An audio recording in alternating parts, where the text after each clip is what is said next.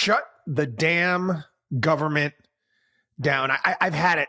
I really have. And I'm going to be guns blazing today on this. This is another big fat see, I told you so moment when it comes to Republicans. Republicans make me pretty much sick to my stomach. They have for a very long period of time. That's why I'm not a member of the Republican Party. I go back all the way back to the Tea Party days when Obama was first elected and speaking at Tea Party events and going after Republicans, okay? Because Republicans lie. They do. They lie because they say that they are for fiscal responsibility. They say they're going to do something, and they don't. They don't. They lie. I don't get it, quite frankly. I'm pointing a finger at you people who actually go to Republican rallies and meetings. Why? Why? Is there something wrong with you? Do you like being lied to and abused all the damn time? Thomas Massey, like myself, he actually, and we actually talked about this 3 months ago. He gave a speech in Congress telling everyone exactly what was going to happen. Congress and Republicans, we're going to have a Christmas shutdown. Oh, no. Big Christmas shutdown. We can't have that. Republicans are going to be Scrooge. It's bad politically. Shut the government down. This Mike Johnson. He's a disaster. I mean, he is an absolute, utter disaster for this country. So we got a bipartisan deal. Okay. Again, they were supposed to have 72 hours. That's what Johnson promised everybody so they can actually read the bill. That ain't going to happen. Again, Johnson lied again. Oh, but he's a good Christian man. Follow through on what you're going to say, man. How about that? How about following through on what you are what you promise? How about following through on that? Again, let me tell you what's in this. $100 billion in relief to disaster victims and farmers. Okay? Disaster victims. I get it. But people actually said, hey, okay, if we're going to do this, let's claw back money. Let's claw back money from the Inflation Reduction Act. Let's claw back money from this, that, whatever it may be. Let's pay for this because we have a disaster. Much like, many people I know here in the state of Florida have to make adjustments to their budget because, I don't know, they lost 3 or 4 cars due to a hurricane. Why shouldn't we have to adjust? That's a reasonable thing to do. Farmers, I don't know. I would constantly writing checks to farmers all the time. Don't even get me started on all the farm checks that go to Park Avenue Dresses in Manhattan. Okay. Again, the deadline is Friday. Oh, this is going to keep the government open until March. Oh, we got all sorts of other things. Got to rebuild the Baltimore collapse Francis Scott Key Bridge.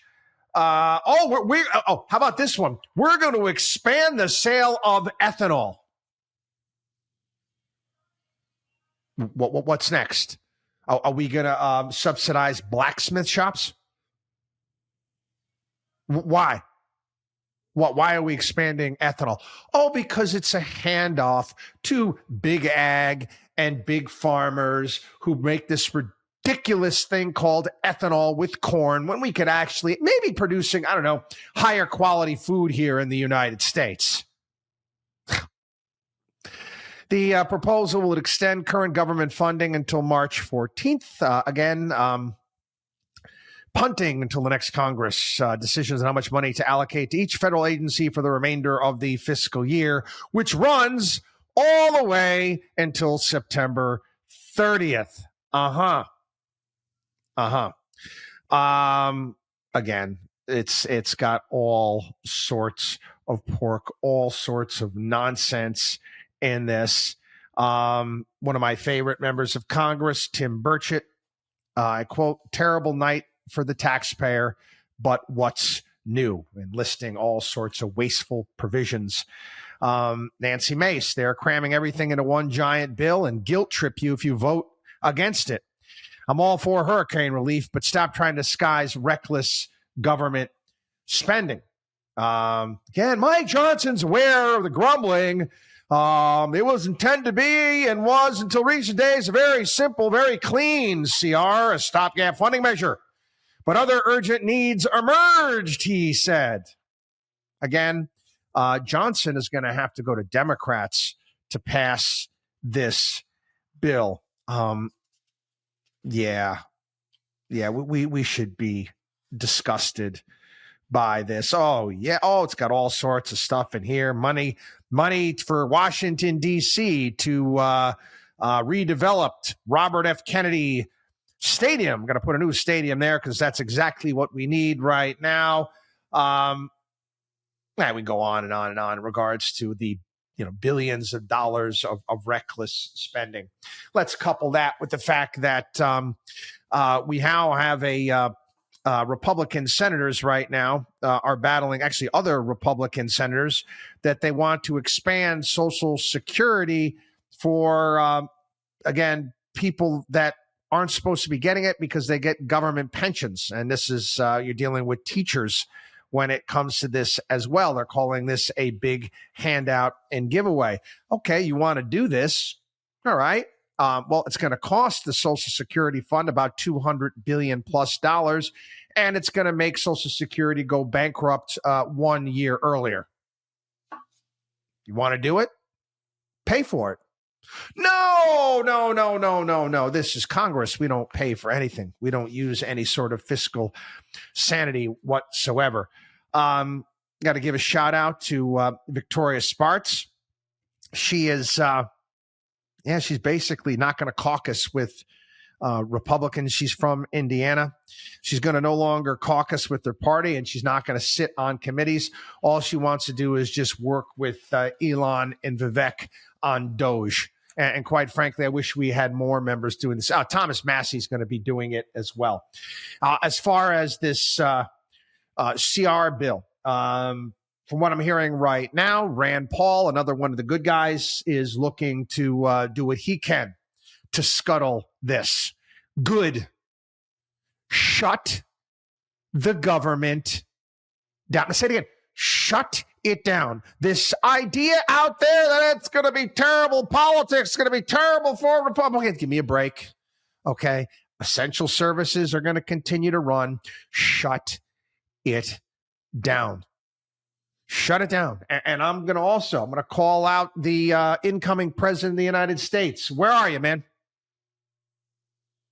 Where are you? I got to be like Commissioner Gordon here. We got to put like the bat signal up. We got to put the Trump signal up into the sky. We got to put a T up there. Where are you on this? You should be calling out, Mike Johnson, should be calling out Republicans and saying, no, this ridiculous spending has to stop. I'm curious. Where is Mr. Incoming President when it comes to this? Just some examples here of billions and billions and billions of dollars in waste that could be reallocated. This is just past couple of weeks here. This is just past couple of days. Biden and Harris are giving the California utility PG&E a $15 billion low interest loan, giving them.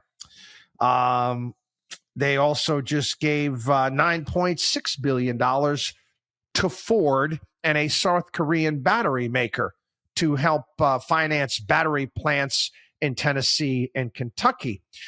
They just gave Rivian $6.6 billion to build a factory in Georgia. Mind you, Rivian, again, another private concern, loses over $100,000 a vehicle. Let me ask you a question. If you had $6.6 billion to loan out, would you loan it out to a company that's losing $100,000 plus per vehicle? Oh, okay. Oh, Duke Energy. Well, they actually pulled back from there. So I would go on and on and on. Take about all the. Oh, yeah. Here we go. Stellantis and Samsung, $7.5 billion loan, and the list goes on and on. This is your tax dollars at work. And you're proud to be a Republican, huh? You're happy with the big win. What did you get so far? So far, not so good. So far, big sellout. Just like we told you. We told you exactly what was going to happen. Thomas Massey told you it was going to happen. Rand Paul did. Tim Burchett, Chip Roy, others out there. Again, this is your Republican Party. WatchDog on WallStreet.com.